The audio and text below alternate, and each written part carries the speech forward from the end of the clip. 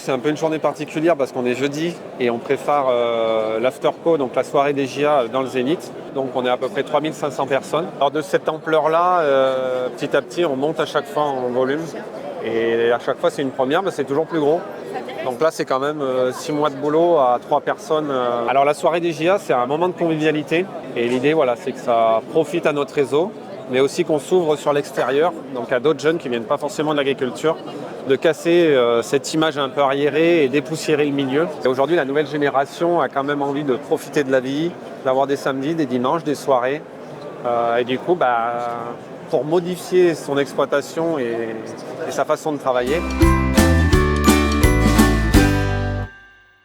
on a tous les rendez-vous politiques et puis on a aussi l'avancée de tous nos projets. Donc par exemple, on a déjà calé quelques projets pour 2024 et donc là on les présente aux partenaires. On a nos partenaires historiques, c'est-à-dire qui ont été créés par les agriculteurs et qui sont gouvernés par des agriculteurs. Et après on a les partenaires d'entreprises, on va dire privées, qui peuvent être autres. Ça peut être sur les énergies renouvelables, ça peut être sur apprendre à négocier ses céréales par exemple. Ça peut être pour de l'événementiel, ça peut être pour des réunions, ça peut être pour des formations, ça peut être pour des besoins logistiques.